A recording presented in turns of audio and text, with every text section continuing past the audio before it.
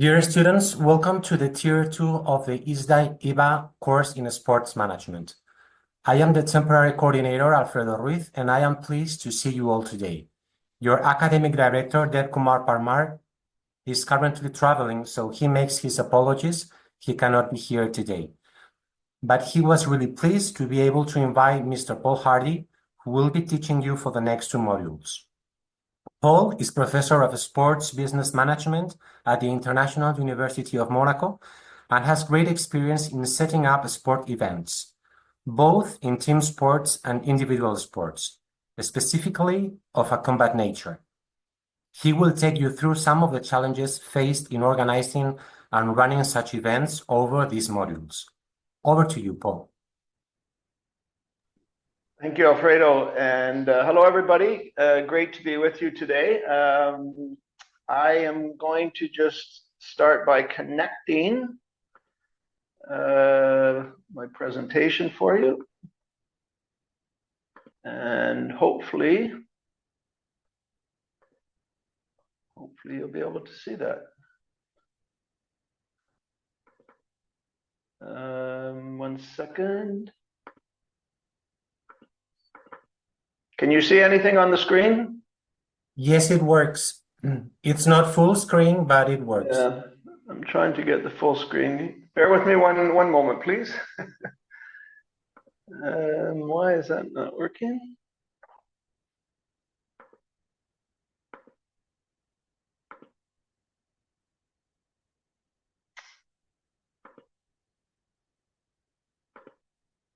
There we go.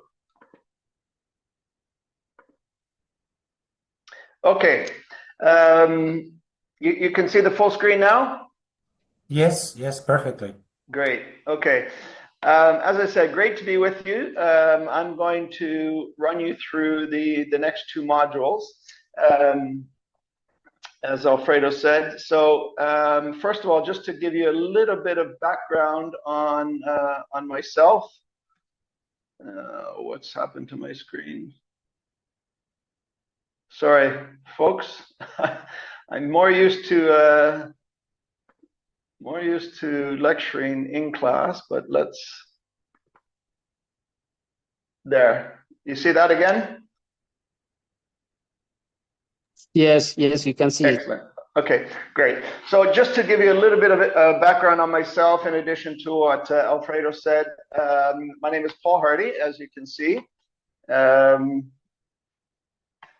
I am Canadian. I currently live in France. I'm coming to you today from the south of France.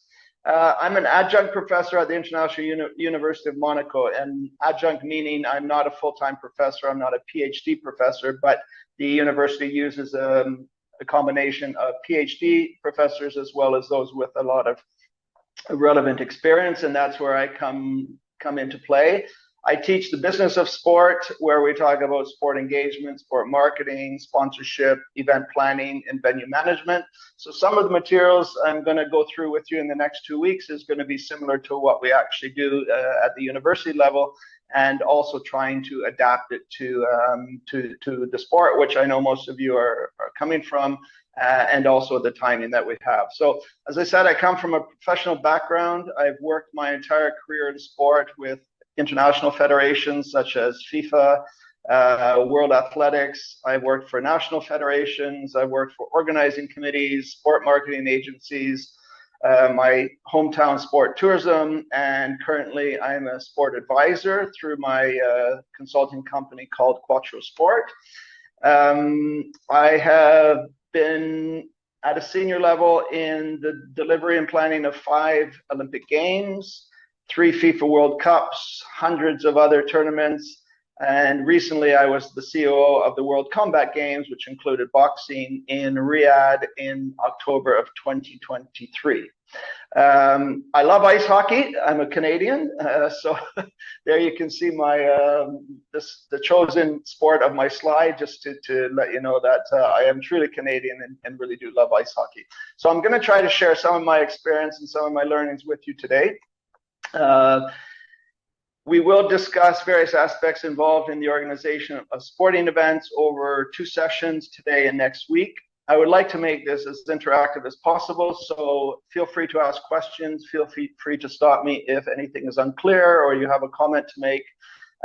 Hopefully you know how to use the raise your hand icon, or feel free to write a question on the chat, and I'll try and get that. So if I do miss anything, please feel free just to shout out, and I'll stop and answer your question.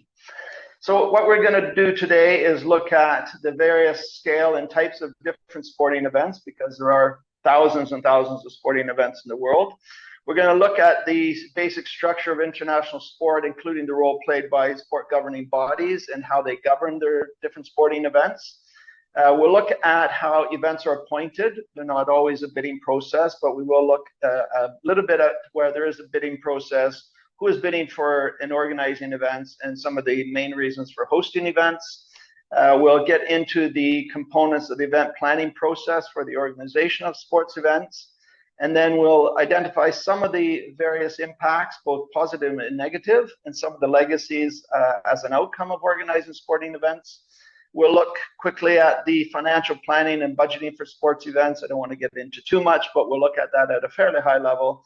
And then the last subject today is we're going to look at the main sources of revenue available to event organizers.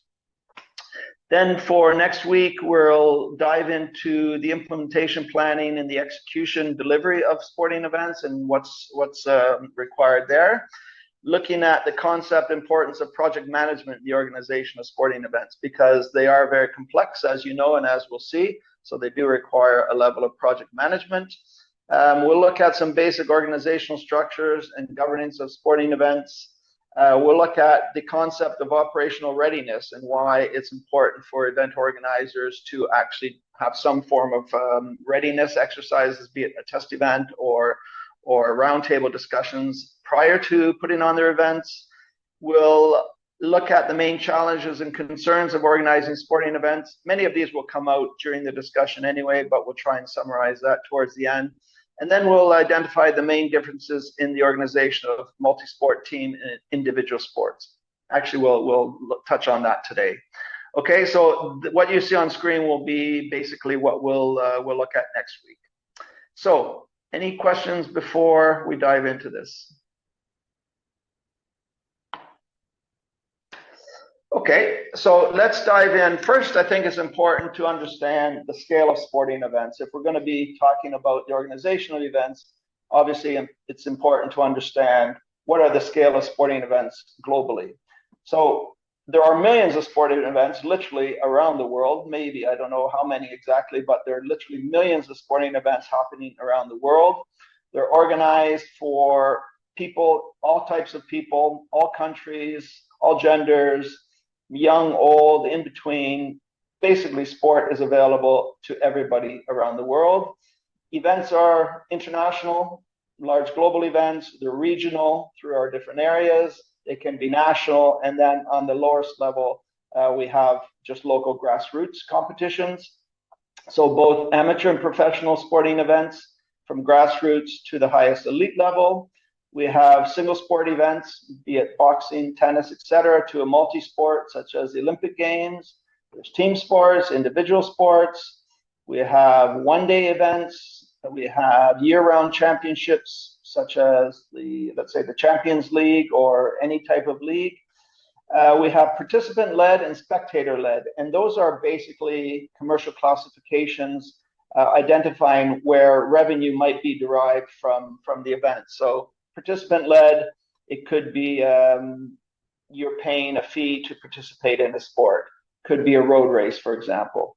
Or spectator-led, where spectators are paying a fee to actually watch the sporting competition.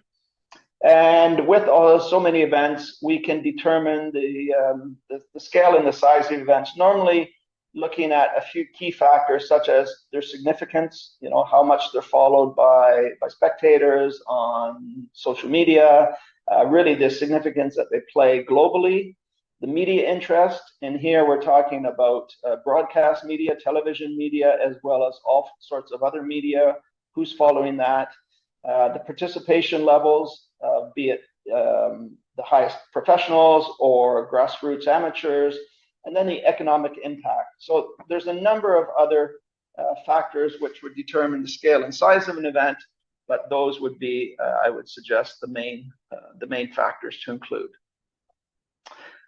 Right, then quickly to differentiate some of the different events. First one, we would call it the mega sporting events. Here we're talking about things like Olympic Games, Commonwealth Games, Asian Games, World Cup of football, etc. Okay, so some of the key characteristics are these are very large-scale events, often involving multiple sports, such as an Olympic Games, but not always. So in the case of, say, the FIFA World Cup, typically take place over several days and sometimes several weeks, sometimes even longer.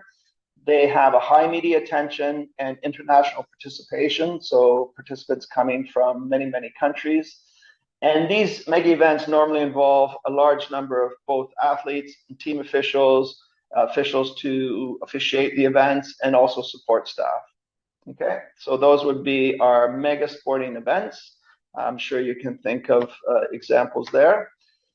Then if we look at team sports, here we're looking at soccer, football, basketball, rugby, some of the examples there. And again, you can think of many other examples. Some of the key characteristics, obviously, as a team sport, it involves teams of athletes, usually playing in some form of tournament or some form of league. The events themselves can be a national league, a regional area, or sometimes international.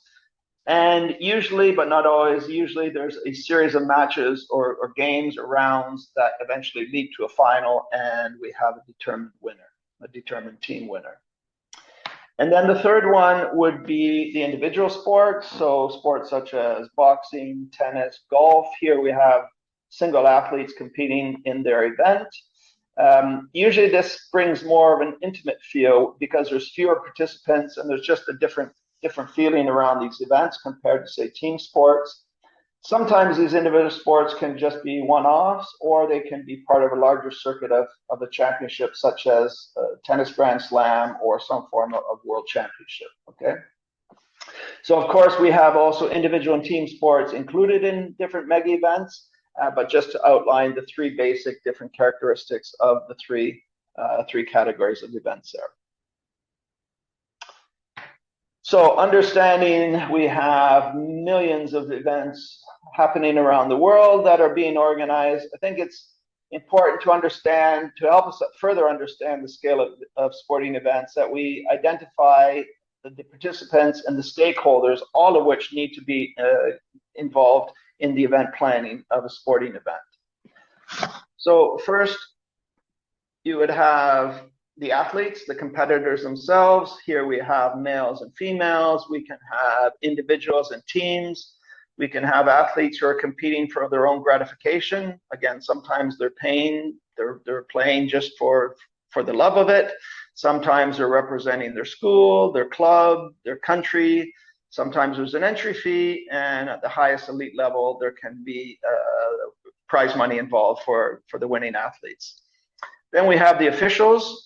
So here we have both team officials, but more likely in this case, we're talking about referees, umpires, these types of officials, judges who are responsible for the judging, for the officiating of the event. In some sports, these can be volunteer. In some sports, are professional. It really does vary from sport to sport and event to event. We cannot forget the athlete's entourage, which is very important. And here I'm talking about people like the athletes' trainers, their coaches, their agents, their physios. It could be their nutritionists. And if you think about an event that you've been to or that you've been involved in or that you know, all these people are coming in some form to different sporting events and need to be taken into consideration in the organization and the planning. Okay. We have sponsors of events play an integral part, and we'll look at sponsorship a bit later on today. But the sponsors do play an integral part in actually allowing the event to happen. We have different suppliers. They can be providing sporting equipment for the event, which is integral. They can be providing security at the sporting venue of the event.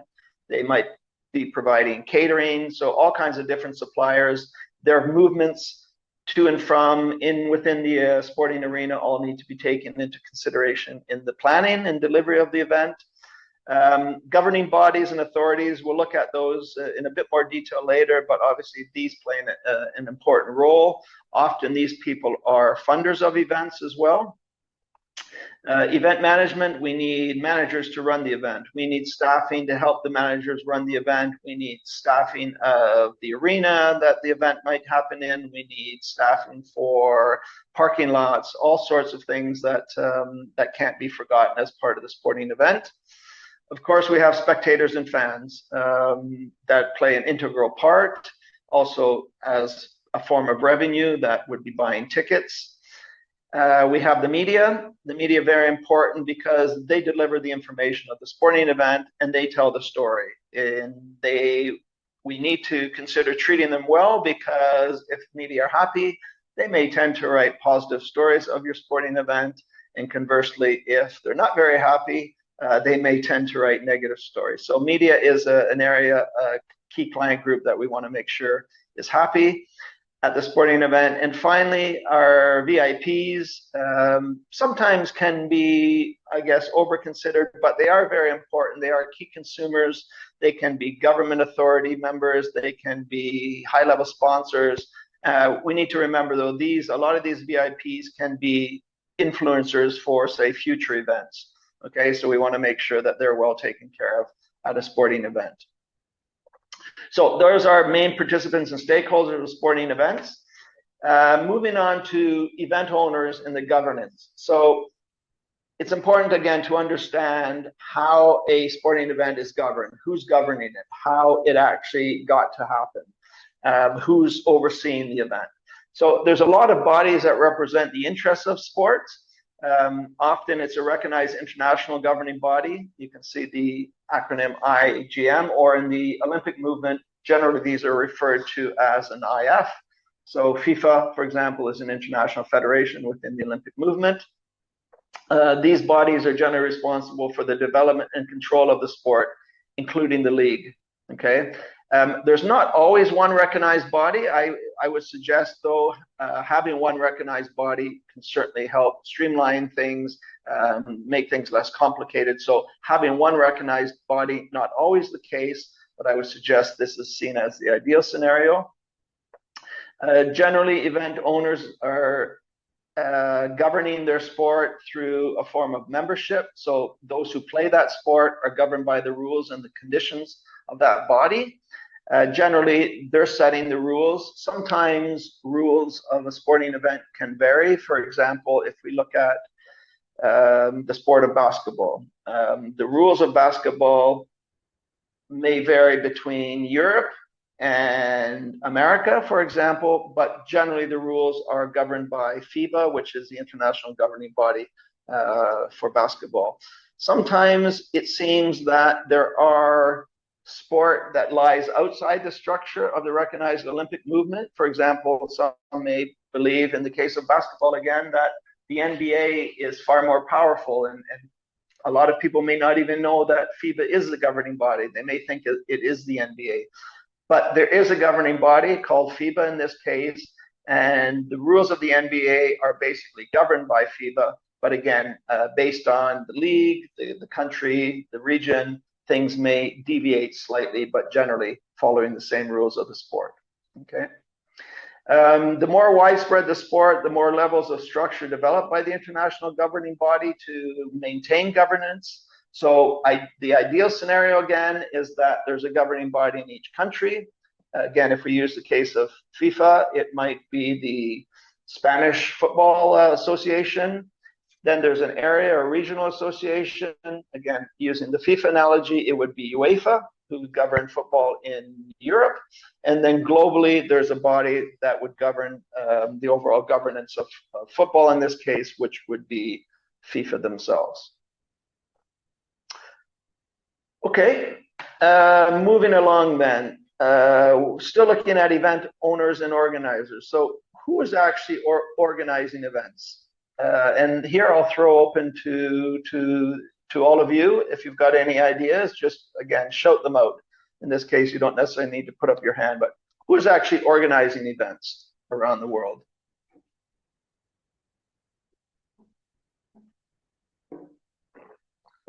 No ideas? Um, I think it is bad to the event of sport, because let me say, if it is a national championship, it is done by the national federation organized it. While in our case, if it is a regional federation, the region organized that event. It is depend now who the people the federation put in to organize the event. But actually, I can say, like in a boxing national championship organized by the national federation, in short. Yes, it can be. I guess if I go to some of my points here, and I think that's what you're speaking to, that the event owners themselves are not always the organizers of their events. So often the event owner, whoever that might be, is often appointing a host organizer. Maybe for example, on the screen you can see for International Federation Championships, World Cups, etc. Usually there's a local organizing committee that is appointed, often through a bidding process, but not always. And I think, as you were saying, that sometimes it's just through an appointment of the national body, the area body, the global body, whoever that might be. Okay. Sometimes owners, governing bodies may appoint hosts who then arrange organizers. So I've used examples of ATP, Formula One, for example. There's not necessarily a bidding process. In some sports, it's a matter of, well, we'd like to be on the circuit, and there's a whole set of requirements. If somebody is able to meet those set of requirements, in the case of both of these events, it would cost a lot of money to join the circuits, but often it's just a matter of being appointed. Sometimes we have specific event management companies whose main purpose of existence is to organize sporting events.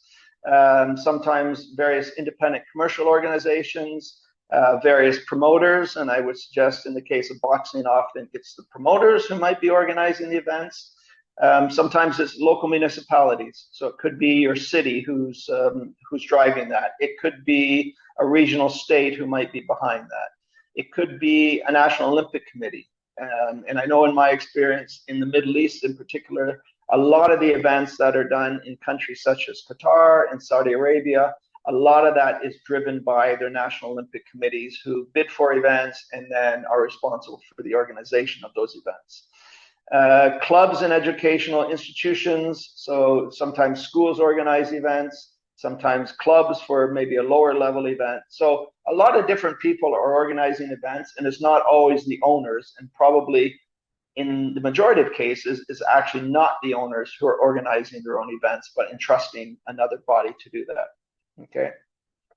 However, the governing bodies do normally maintain control over the sport, so there will be some form of collaboration, some form of supervision, and some form of involvement to make sure that the sport does develop successfully. As I mentioned, sometimes host cities or interested parties, whatever that entity may be, they may apply to host through a structured bidding process.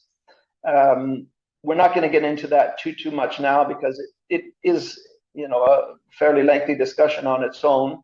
But there is sometimes a structured bidding process which people need to go through, and somebody will eventually come out on top. Or an interested party may create their own event, and they may apply for the necessary recognition or sanction of that event to whoever that governing body that they need to get that recognition or sanction is. Okay, so those are basically who's organizing the events. Lots of events. Obviously, we have lots of different event organizers.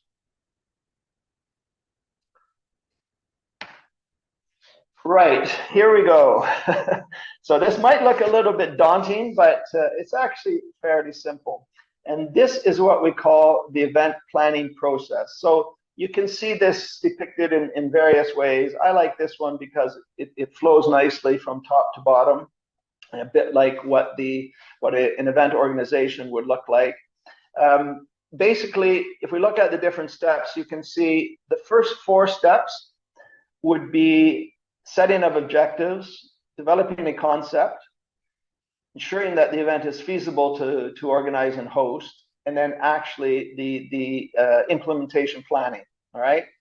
The second stage of that would then implementing the event or the actual delivery of the event itself. And then you can see at the bottom, then there'd be a type of handover to the next organizer, or it just might be a dissolution of the event itself. Usually there's some form of evaluation for the event. Obviously, if it's an event that's done on a continuous basis, evaluation is very, very important to help the sport event organizer to improve for the next edition of their event.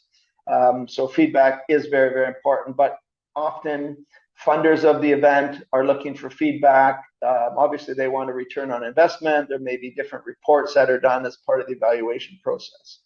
So today we're going to focus on the first four steps you can see there, and we'll touch slightly on the bidding procedure, which you can see out in the right-hand side of that chart. Okay. So that's the bidding process that we're going to look at to be followed for the organization of a sporting event. Why do you think it's important to follow an event planning process?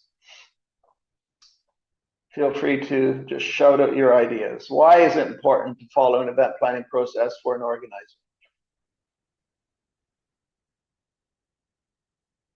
Any ideas?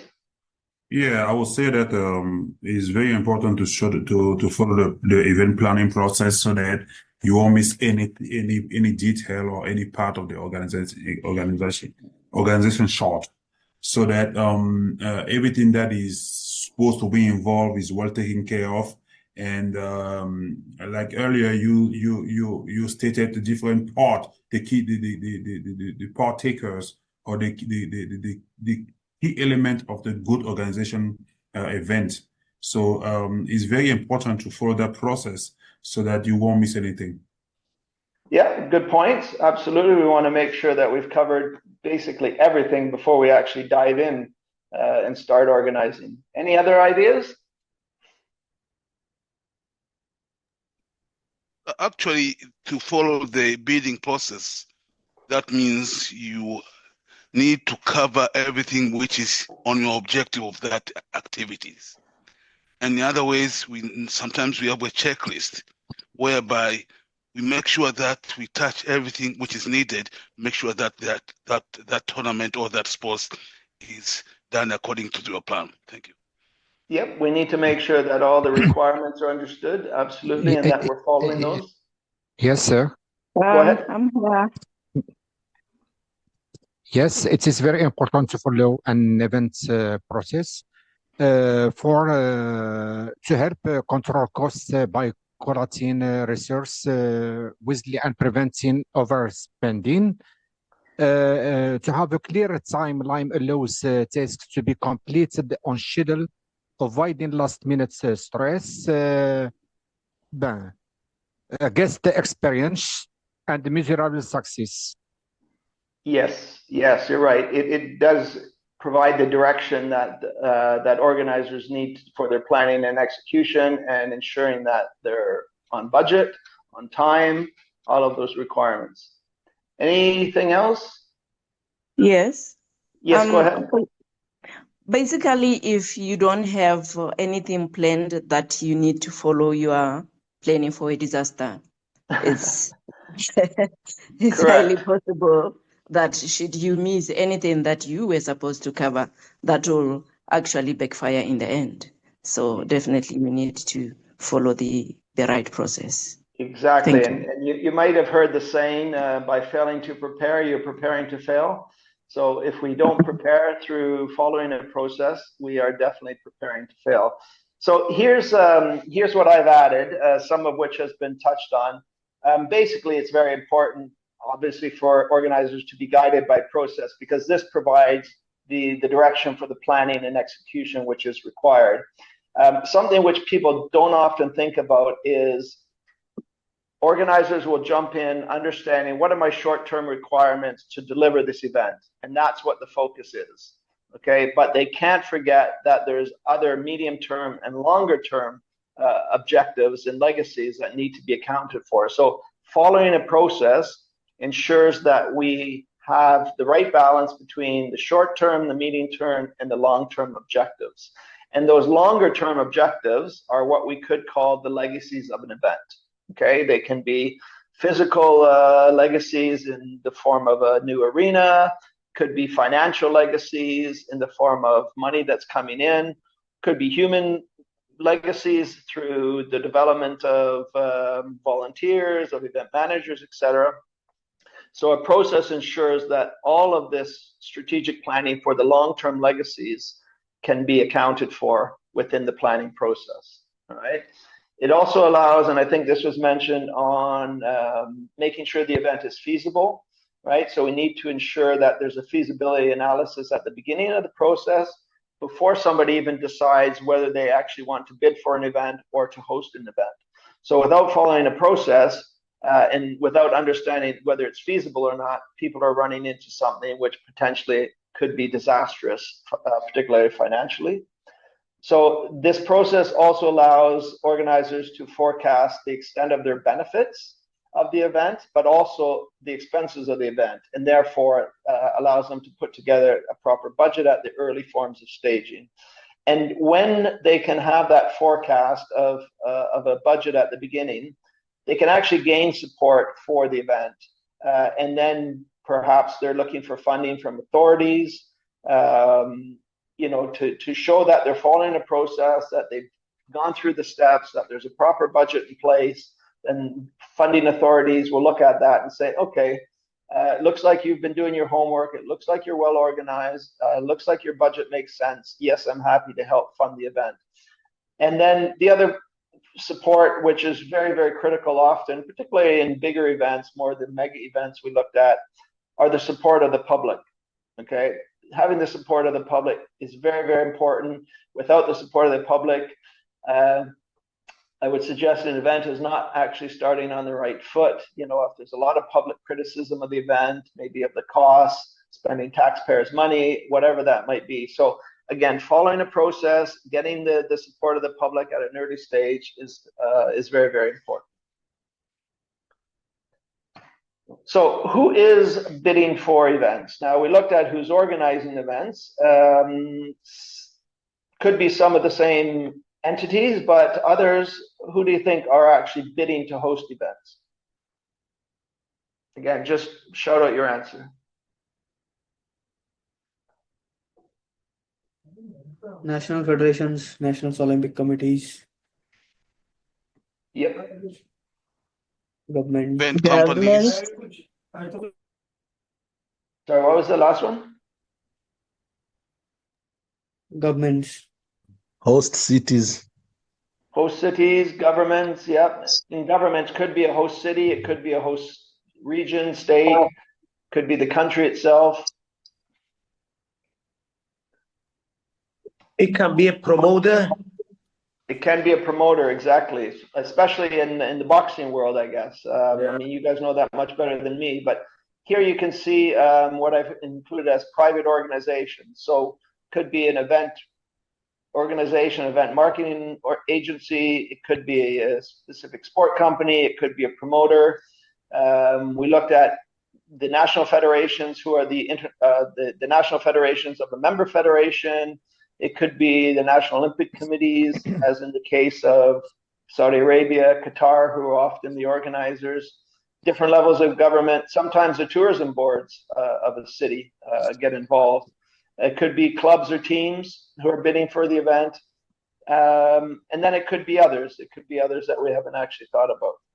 But often, I guess, in certain sports, maybe boxing, it could be private organizations that step in and actually bid for the event and then organize the event. Although in some events, I suppose there's not actually a bidding, it's more of an appointment or of an interest to actually host an event. Right, that's a general list of who's organizing events. So now if you remember the chart that we saw, and we said we look at the pre-planning phase, the first 4 phases. So the first phase is the objectives phase. So this is about understanding the why prior to the how. So before we dive in and start saying, planning how our event's going to look, we need to understand why we're actually hosting it. Okay. So some of the reasons, we need to determine why the event is held. What do we want to achieve by holding the event? Who and how is going to benefit? Sometimes, what's to be achieved is as simple as, somebody wants to put on a fight. Somebody wants to put on an event just for the sake of it. But understanding why is very, very important. And usually there's a what is to be achieved and who and how is to benefit from the event. All right. So understanding that, it's basically, we're talking about the vision for the event. All right. It provides further direction for planning and execution, because if we have our objectives, the reason why we're hosting it, during the planning phase, we can always refer back to what our objectives are. And this will actually help us set the next stage, which is the concept. So what the event looks like. So once we understand why we're doing it, then we can understand how it's going to look. All right. Our objectives help us determine the scale and the nature of the event. Okay. So help us understand, are we doing this with highest service levels, lower service levels? Again, all of which are aimed to achieve our objectives. Legacy objectives, again, we looked at, they could be human, financial, physical, whatever those legacies are, the long-term objectives. Beginning important that these are part of the overall objectives which are setting at the beginning. If there is a bidding process, there's any documentation to be considered. For example, the requirements of the International Federation, of the governing body, these need to be considered at the very beginning. And then we need to start identifying a list of stakeholders which have an influence on the staging of the event. Okay. So this leads us to the question, why host a sporting event? Not necessarily what are objectives for an event, but why host a sporting event? There are some generally agreed reasons. I'm sure there's all kinds of different reasons, and different organizers will have different reasons, but I would call 8 main reasons which most people would point to. So any idea what the generally agreed reasons of hosting a sporting event might be? Increasing sports development in the country, mass participation. Sports development in the country, exactly. Yep. Good one. For boxing, as a promoter, I would like to develop my boxing skills. So as an amateur, I try to organize events. So I built a record for my boxer to be ready for big events. So in this case, would you say it's more about sport development? Development of the athletes and the sports community. Okay. Boxing. Yep. Yes, many reasons. Economic growth. Yes, very important. Infrastructure developments. Yep. Job creation and global exposure. Yep. All very valid. Promoting in like tourism. Promoting tourism in a country or something like that? Yes, exactly. Particularly for bigger mega events where a lot of people would tend to come to the event. I think you've tourism. Sorry, go ahead.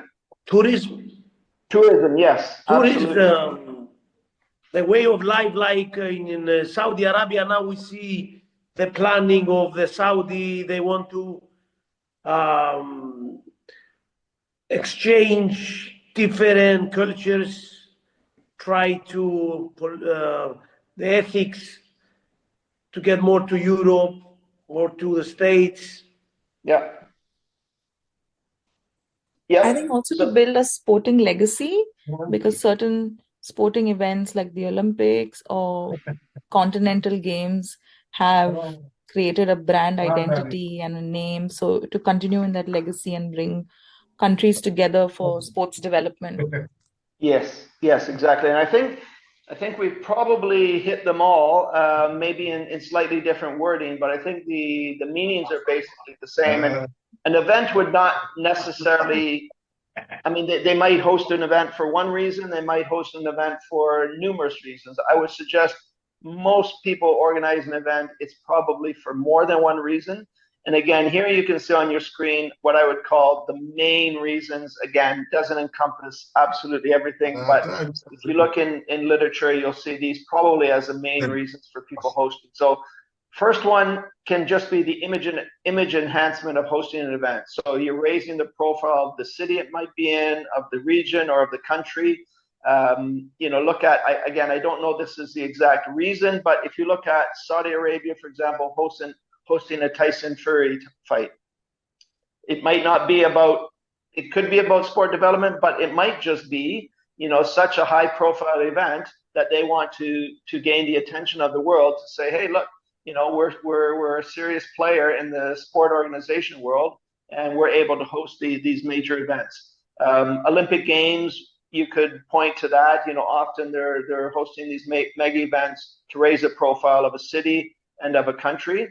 The idea of tourism was mentioned. So tourism development, both short-term, coming for the event, but I would suggest that organizers and countries and cities, governments in particular, are more interested, yes, getting people to come for their event, but then they want to showcase the event while people are there.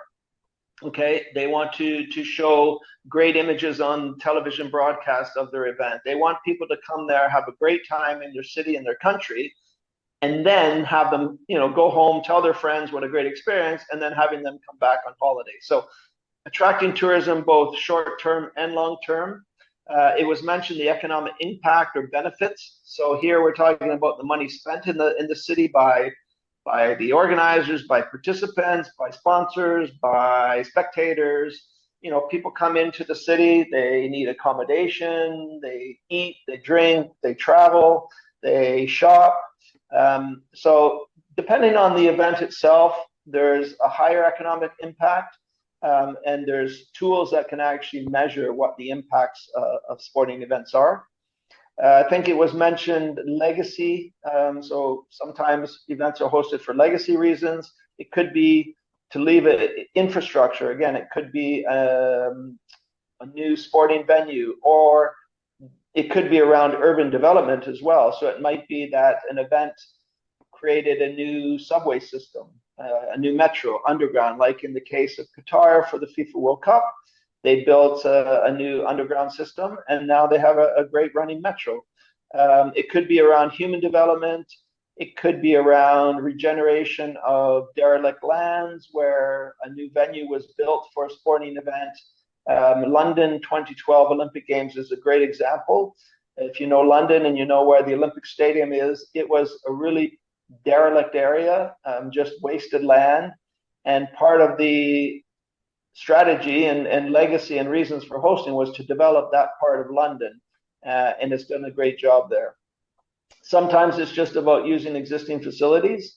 So sometimes city authorities will look at the, do an audit of what facilities do we have in our city. In my city, for example, in Canada, we have a great ice hockey arena. People love ice hockey. They love curling. They love figure skating. So you can use that one venue for any type of these ice sports. So it's about, just capitalizing in making sure that the existing facilities you have are being used. Sometimes it's about social development. So hosting an event brings a lot of great civic pride, particularly if the event is a great success. People love to volunteer. It brings that, again, that pride of being a volunteer, being part of an event, engages a community, particularly, again, events that last for a number of days or weeks can really, really help to bring a community together.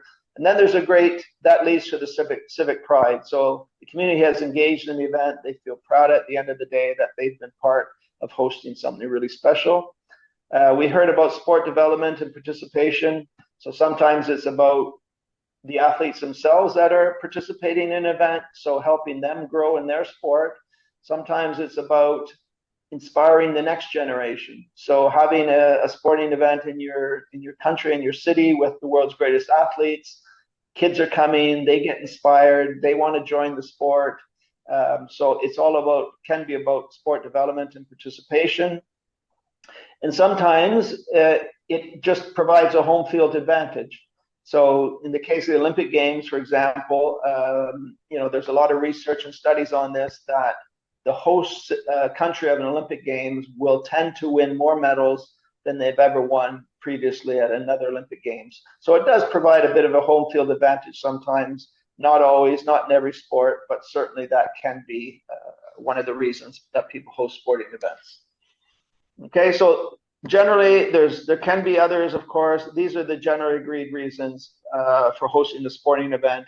And again, most organizers would likely point to more than one. Likely not all, but again, it really depends on the organizer, what their main term objectives for the event are. Okay.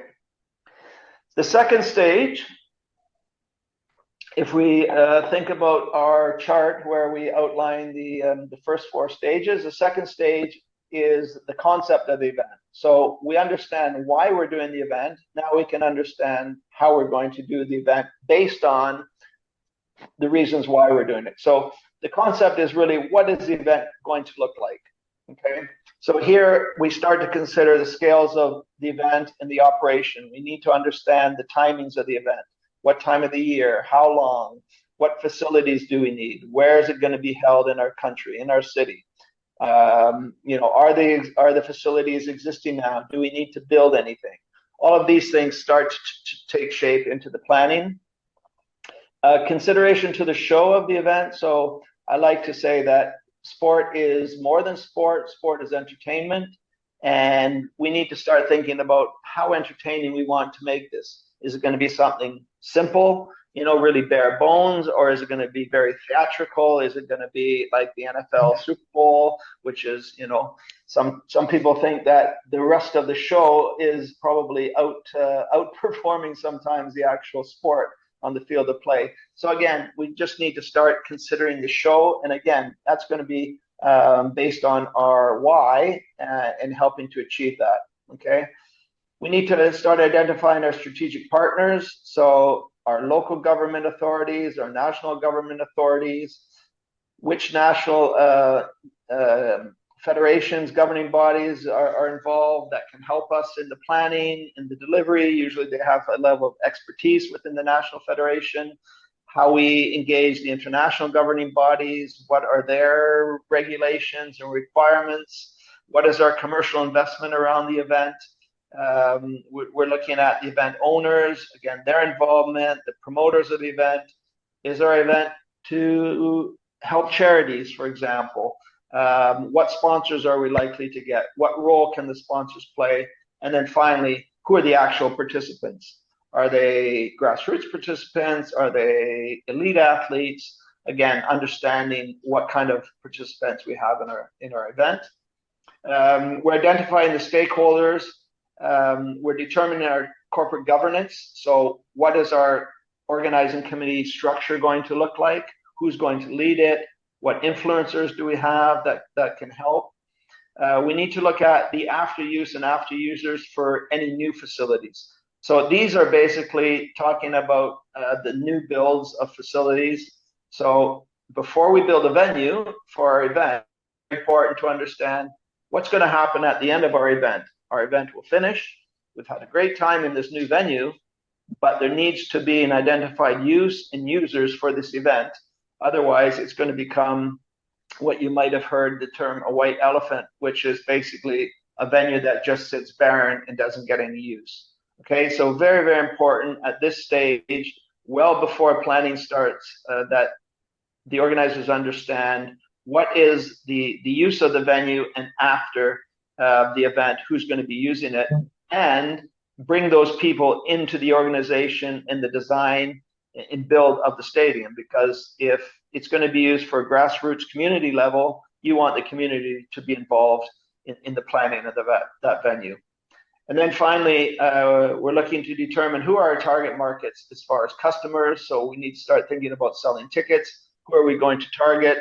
Targeting our participants, targeting our sponsors, starting to think about ticket sales. You know, how many people can we get to this event? What are our prices going to be? What's the potential revenue around this event? So all of these things we're starting to think about as what exactly is this event going to look like? And then the next phase would be around feasibility. So we understand why we're doing the event. We understand how we want it to look based on the why.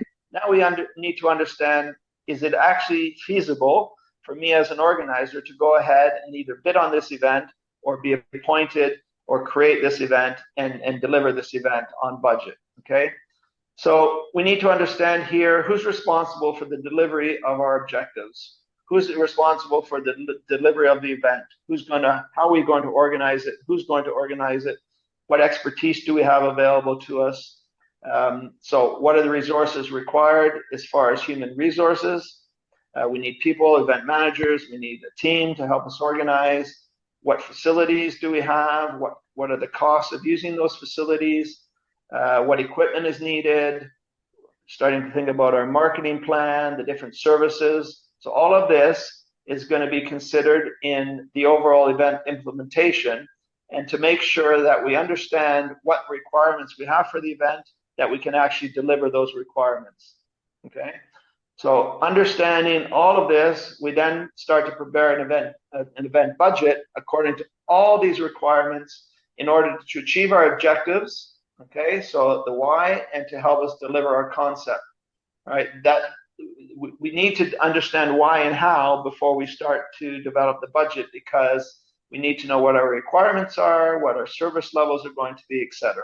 Okay. So we also need to identify any partnerships, particularly those who can help us with funding. You know, maybe we've hopefully identified those in the other two previous stages, but if not, we need to identify any new partnerships not previously identified. So particularly those who might have an influence in helping to fund the event, underwrite the event if necessary. If we determine that we have a deficit in our budget, you know, is there somebody out there who's confirmed that they can help us to get a balanced budget? And then we need to determine our critical path, particularly in the short term, but again, we can't forget the long term as well. Okay. Sometimes, hopefully at the end of this, we have a budget and we can say, yes, it's feasible. I can organize this event based on this budget. Sometimes organizers will then say, no, I have, based on how I want to do this event and why I want to do this event, I have a deficit that I'll never be able to fund. Okay, so maybe I need to go back and look at the why and the how and adjust that to be able to adjust the budget. Sometimes the event might just dissolve, might just go away without any interest in actually organizing it.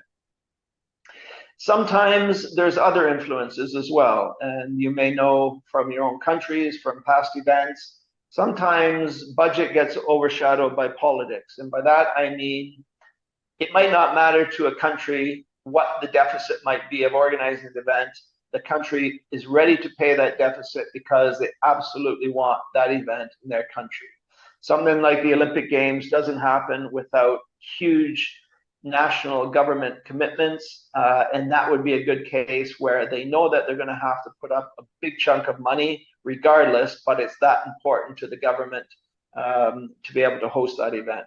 So sometimes economics gets overshadowed by political objectives, which is fine as long as the political objectives include helping to fund any deficit of the event. Any questions? All right, guys, you've been great so far. We're almost an hour into our 90-minute session. I think we're doing quite well on time. I want to do, as I said, I don't want to dive into too much because not all events actually have a bidding process. But for those that do have a bidding process, we've looked at thousands, millions of events that somebody, an organization, a person might be interested to bid for an event or to host an event. All right. It's also part of our event planning process. It happens after we've looked at the feasibility. Okay, we're not going to bid for an event until we've done our feasibility analysis and said, yes, this event's feasible, I can go ahead.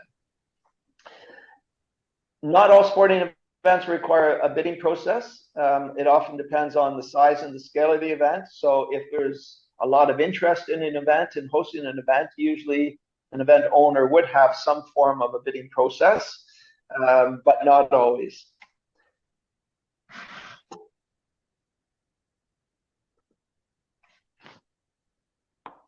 Right. As I said, the bid process is part of the event planning process. It follows the ability to determine whether we can actually go ahead and organize this event. And sometimes there's a significant cost just to go ahead with the bid for an event. You know, people have to put together detailed documentation, do a lot of research, takes a lot of time, a lot of resources. You're putting together a often nice glossy presentation, which takes money. So there can be a fairly significant fee just involved in bidding for an event itself, okay? So some organizers, some entities will look at that and say, well, I'm not sure I wanted to take the risk to pay the money that it costs just to bid for the event, to take the effort, the time, etc., if I'm not going to win. You know, if there's a significant interest in the event, there's multiple bidders, there's only one winner. So we can look at, and often people do, a losing bid can be a winning strategy sometimes. So bidding itself can be a means to an end. So people who are bidding for events, they can actually learn from doing. So the whole process is an educational process, and those going through it learn a lot on the way. And just like organizing an event the second time, it's much, much easier to organize an event or even to bid for an event. Okay, so bidding once, it can help and improve future bids for the same event. Sometimes you learn as you go through the bidding process that maybe you're better off not to organize that event, but you know, you've learned from that, and maybe you're better to organize a different event. I'll give you a good example of that. The city of Manchester in England bid for the Olympic Games twice, and they lost twice. But at the end of the second time, they then learned that, you know what, maybe we're not cut out to organize the Olympic Games. We're probably better to bid for and host a Commonwealth Games, which is exactly what they did. So a few years later, they bid for the Commonwealth Games. They got the right to bid, and it was a very successful event. Okay, so sometimes we learn from what we're doing. We can take that, we can bid for the same event with the experience we've got, or maybe we take that and bid for a different event. So that's the last point where I say it can be a catalyst for other event bids, okay? Sometimes it's just about the political impact that an event, bidding for an event might bring. So sometimes governments, be it municipal, national, regional, you know, just that the world can see that they're bidding for particularly high profile event gives the impression to the world that, you know, this country, this city is a serious player, right? If they think they can bid to host this level of an event, it must be a serious player. Sometimes businesses take notice of that too, and they can say, well, the same thing. Well, this is maybe a city or a country I want to do business with. I didn't know that they had all these facilities. I didn't know they were such a serious player in the sporting world. So that can lead to, you know, to potentially new business ventures as well. So a number of different reasons, a number of different strategies why potentially a losing bid can be a winning strategy in the end. Right, looking at now the impacts and legacies of sporting events. So I mentioned earlier that we have both short, medium, and long-term impacts.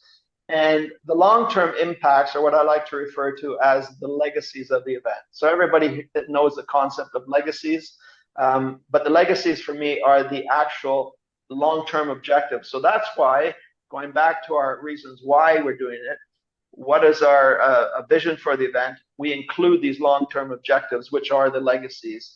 And we make sure that we're, you know, by identifying these at the early stages of our planning, we're going to ensure the success or increase our chances of success of having these as long-term legacies of the event. Okay. Often these long-term impacts, legacies of an event aren't discovered or aren't realized for, you know, potentially 10 years down the road. If that's, as we talked about, it could be long-term tourism impact. Sometimes that takes years, maybe 5, 10 years to actually be able to measure that and see what the impact is. A building itself, again, if that's a legacy, it's more about understanding the long-term impact of that new sporting venue, say, on the community. Is it being used properly? Is it being used at all? Okay, so those are our long-term impacts and legacies. Looking at other impacts, sporting events can have both positive and negative impacts. And obviously, the better we plan, the more chances of having more positive than negative impacts. But thinking about some negative impacts of hosting a sporting event, what comes to mind when you think about potentially some negative impacts? Just shout it out.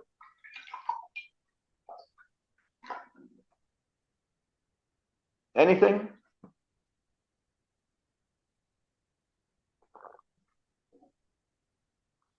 How about increased costs? Increased costs can be a negative impact because somebody is left with a deficit. Anything else you might think of? Sporting controversies like unfair decisions, blown up. Yeah, potentially. I understand what you're saying. Potentially, sometimes sporting decisions potentially on the event owner, the governing body, whoever that might be. It could be translated to the host. It could be more to the sport, but yeah, it could be potentially.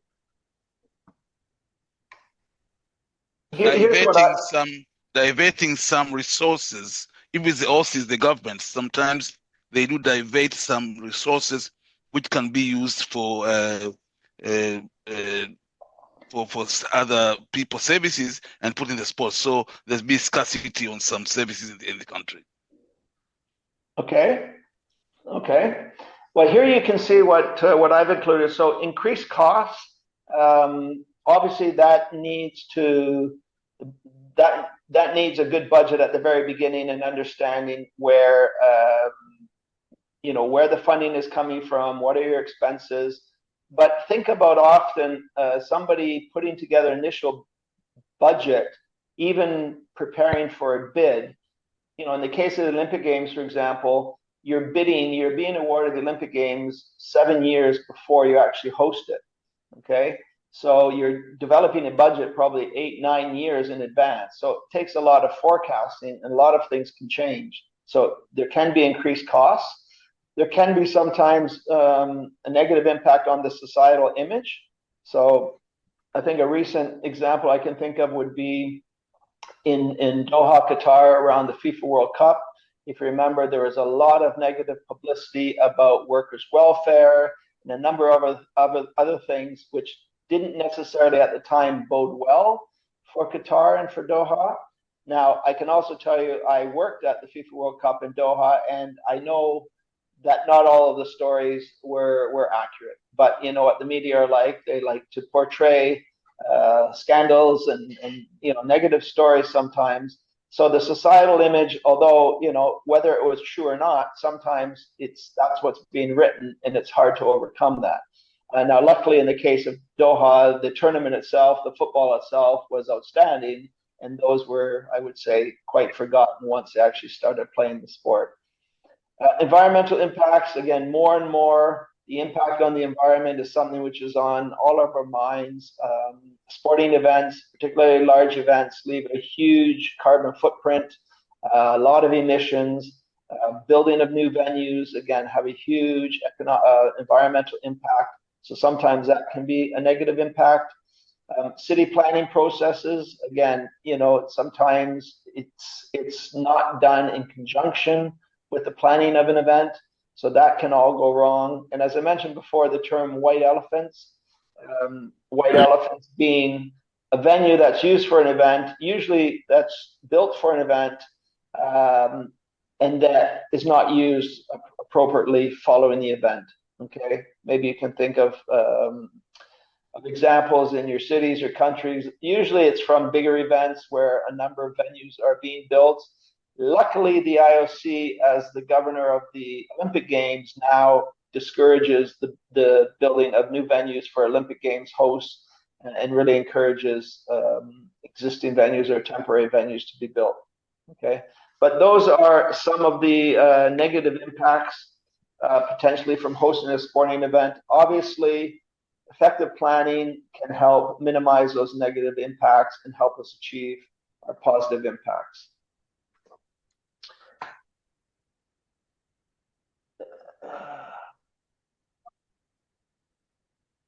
Okay, any questions? No, it's clear. Okay, so some of the positive impacts, let's look on the bright side. Usually there's more positive things coming out of hosting a sporting event than negative. Some of the positive things can focus on enhanced international awareness.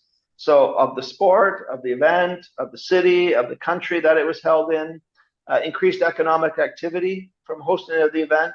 That's often a very positive impact.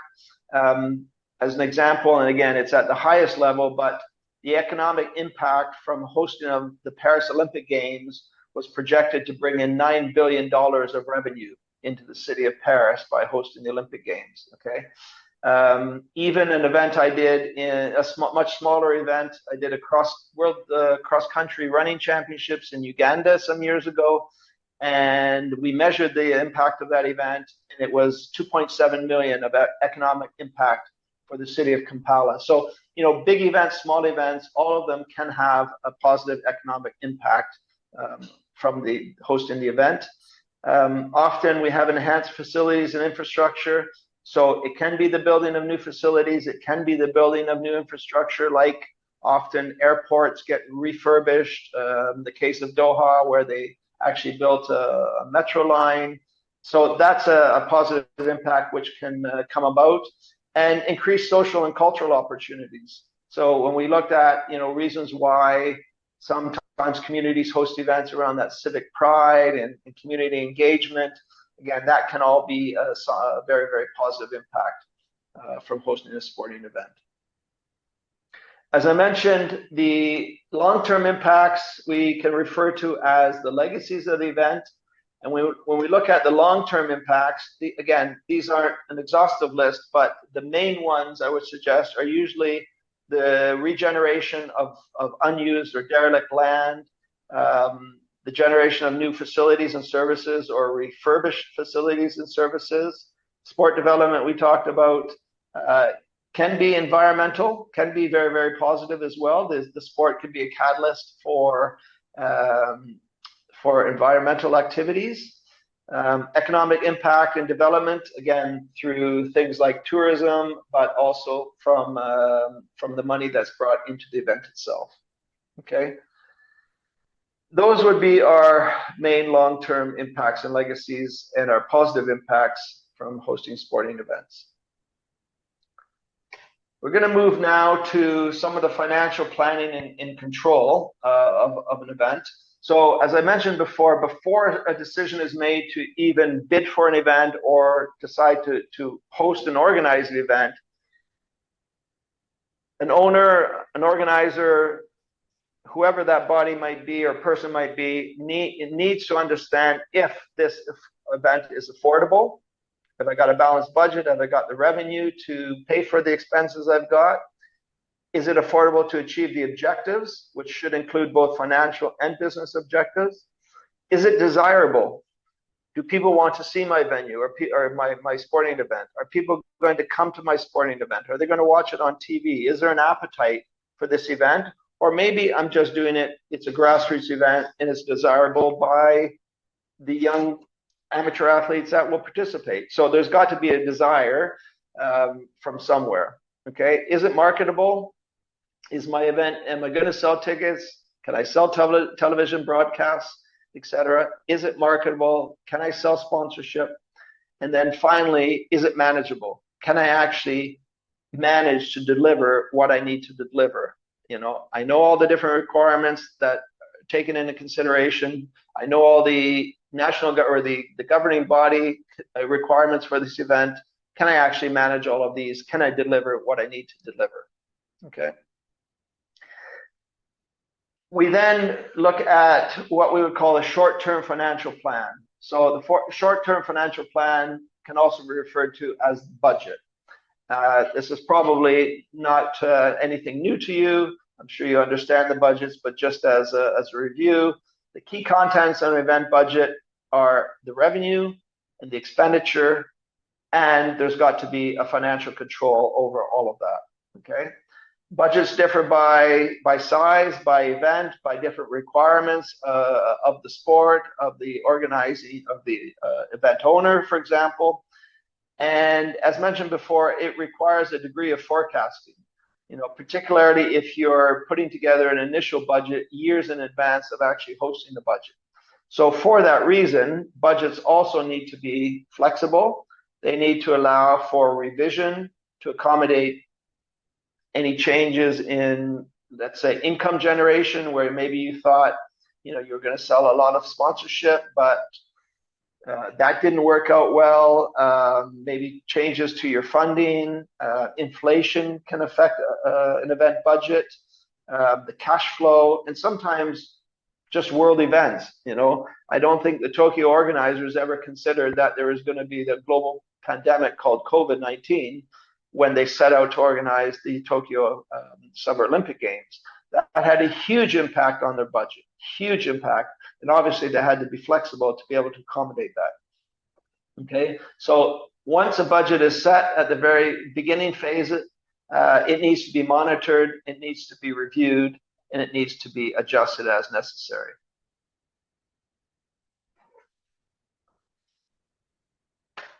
So as we talk about financial control, in the organization of a sporting event, often cash flow shortfalls are a common occurrence. Why? Because the money coming into events often is more towards the actual time of the event, whereas the expenses are continuous, right? They're going through the entire planning phase. So a lot of money going out, but a lot of money not necessarily coming in. Think about sponsorship, for example. You may be successful in securing sponsorship with some decent revenue, but sometimes it takes quite a long time to negotiate these deals, and then the sponsor may, negotiate to pay only closer to the time of the event. All right, tickets, depending on when tickets are sold, ticket revenue may be much closer to the event. So organizers need to be able to have some gauge of prediction around cash flow and to be able to plan accordingly. Okay.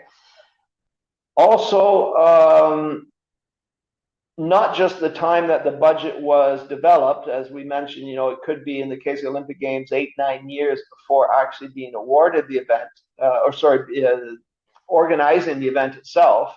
But sometimes initial budgets are put together by people who may just be involved in the bidding, who don't have the level of expertise around the organization and the requirements.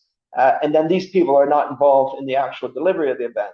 So sometimes that can lead to conflict and required budget revisions.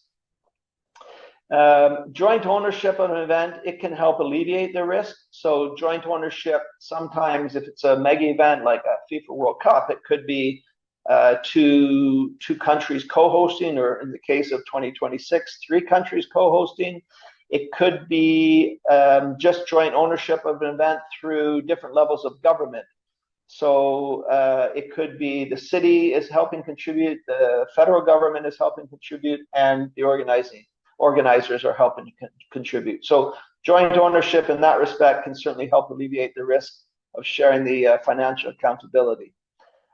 Sometimes we can reduce our risk of the budget by appointing external agents. So rather than doing it ourselves, sometimes we might alleviate the risk by bringing in a sponsorship company who sometimes guarantee revenue, and then the risk is all on them. Sometimes it's a bit of a gamble because sometimes, once you pay out commissions to these agencies, maybe you could have got more money yourself. But again, maybe you don't have the expertise to go and do it yourself. So risk reduction through the use of different agencies, ticketing agencies, again, most organizations don't necessarily have that expertise to market and sell tickets. So using a Ticketmaster or StubHub or somebody with experience who takes on the risk financially can help reduce that overall financial risk of an organizer. Okay. One other way, you might have heard of the term supply in kind or value in kind, VIK. So when an organizer is out to get sponsorship, they can look at what are their needs to help deliver the event. An event needs a lot of water. So going out and getting a water sponsor can help alleviate that financial burden of what you might have had in the budget to pay for water. It could be different timing and results services, whatever, where somebody is giving you a service or a product in kind at no cost to the organizer. This can help alleviate the financial risk within the budget itself. So we said that the budget has three main elements. The first one being the expenses. So this is what the expenditures of the event are. These will need eventually to be offset by the revenue in order to calculate our profit loss. Okay, so if our expenses exceed our revenue, we're going to have a loss. If our expenses are less than our revenue, we're going to have a profit. Okay.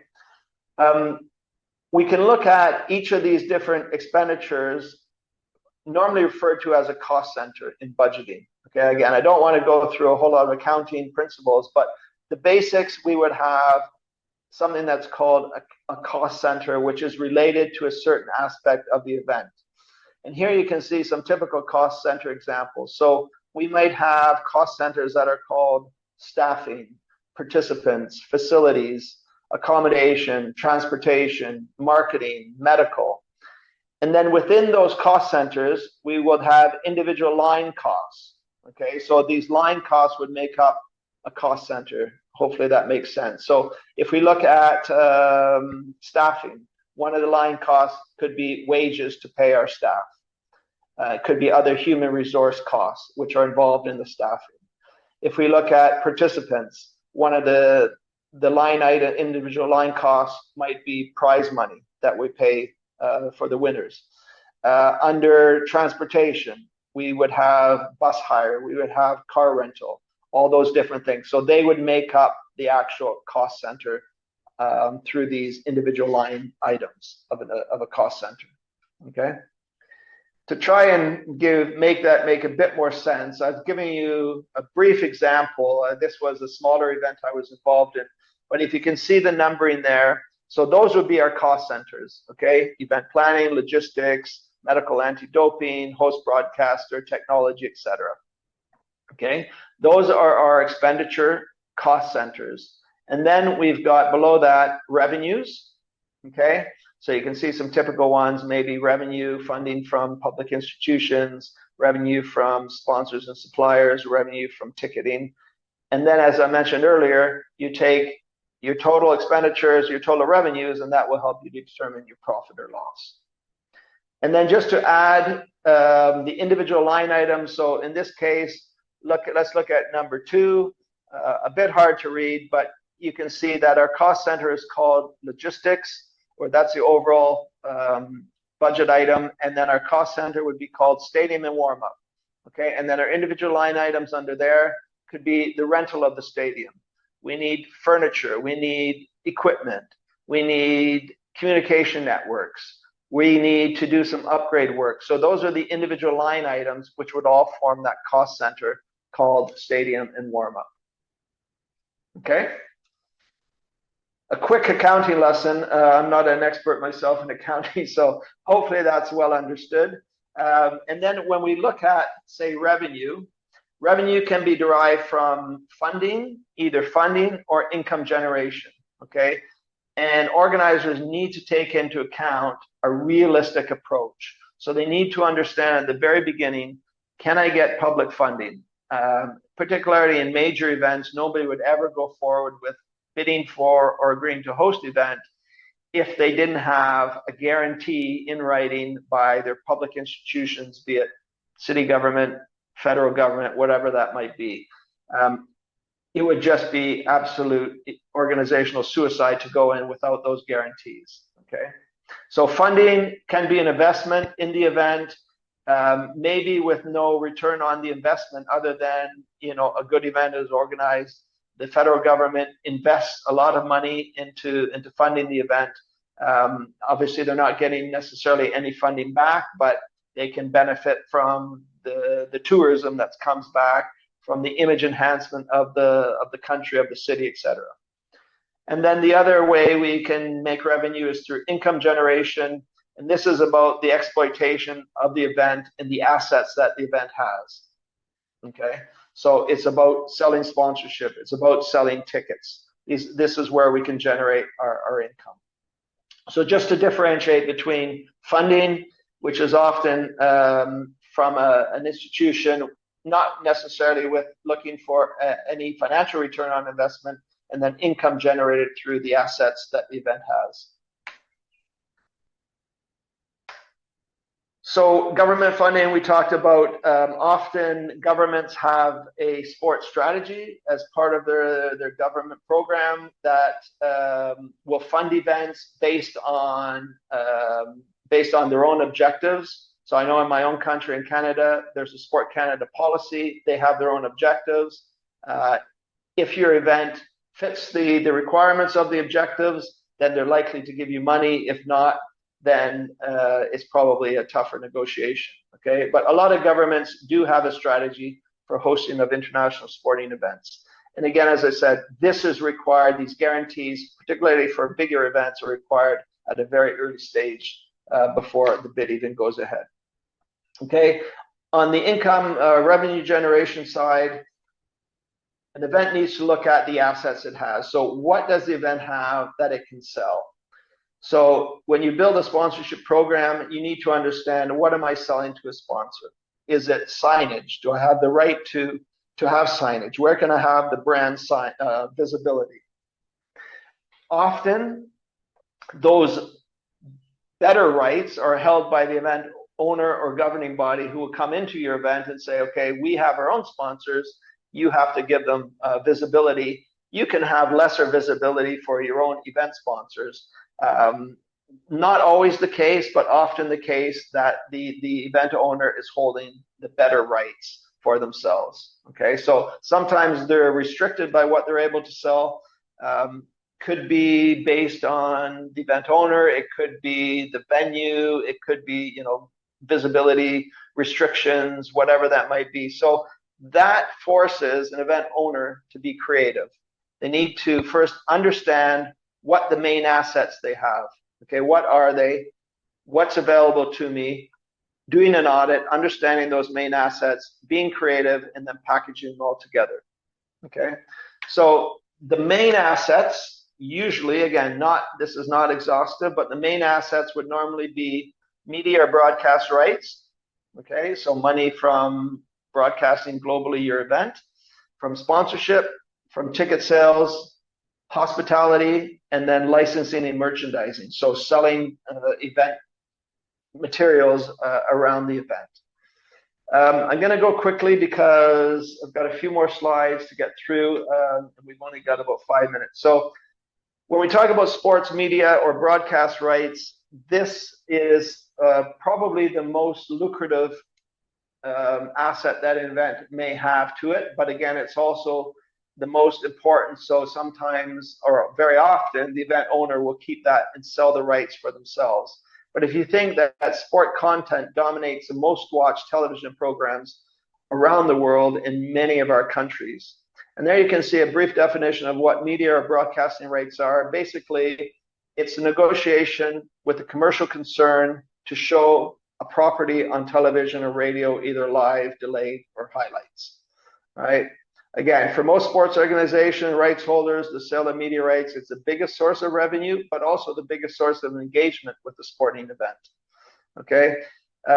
Obviously, the value of media rights are going to be based on the attractiveness of the event, how many people actually want to watch the event. So, no, people aren't going to buy the right to show your product if nobody is going to see the broadcast of the product. Right, so that's going to determine the value of the media rights. And those media rights, as I said, they're usually the highest rights available to an organizer or an event owner. They help drive athlete salaries, they help pay prize money, they help sport development, and they help in the organization of future events, or even sometimes, might help more developmental events that don't bring in a lot of revenue, where bigger revenue generating events can be some of that money used to host other events. Usually sport content is delivered to the consumer via traditional broadcast and or OTT streaming. OTT streaming, over the top, we know it more as streaming, becoming more and more popular.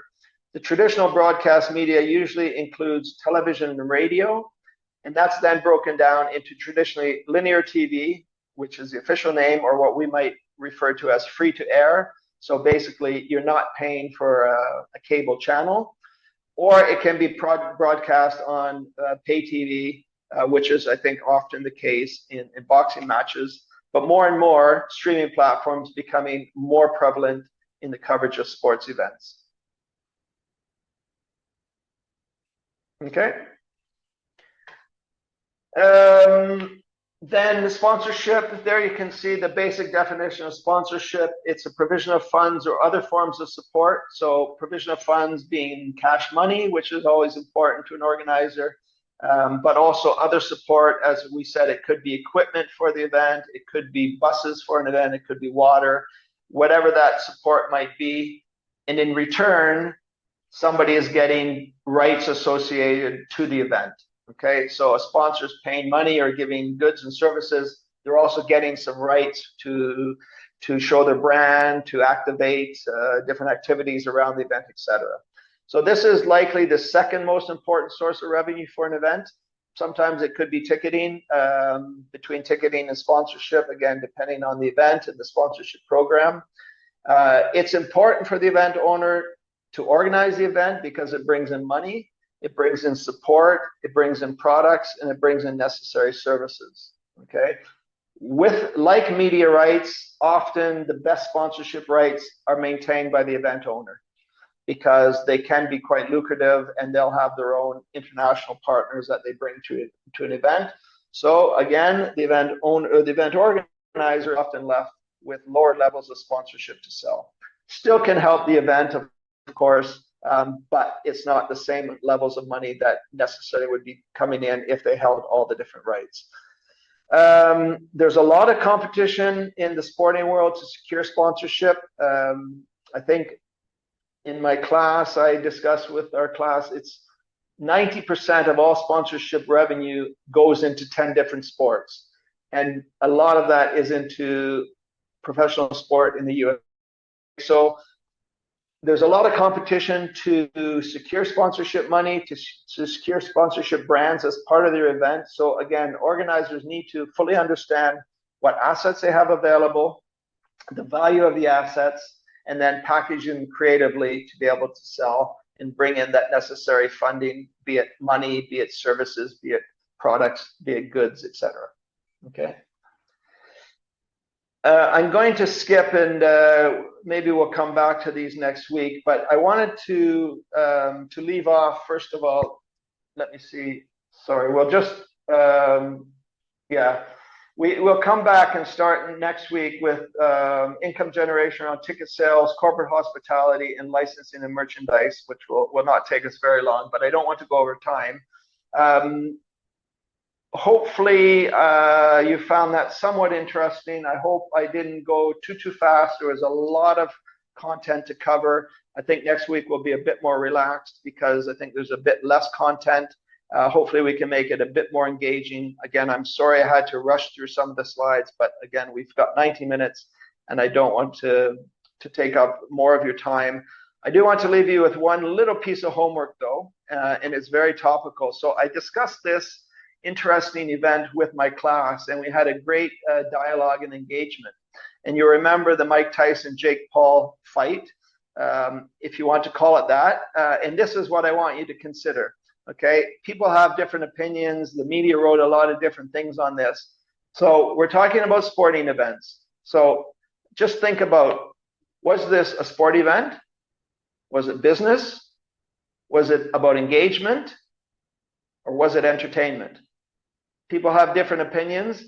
So I want you to think about that, and hopefully we'll have a bit of time to have some discussion on that. I think it's really, really interesting. I've got some ideas. My class had some really good ideas. I'm sure you'll have some interesting ideas yourself. And it leaves me only to say thank you for your attention, and I will see you next week. Thank you. Thank you. Thank you so much. Thank you, everyone. Thank you so much. See you Thank you, later. sir. Thank you. Thank you Thank very you, much. everybody. Thank you. Bye-bye. Bye. Have a great day. Thank you. Thank you all. Have a lovely day then. Thank you. Thank you very much.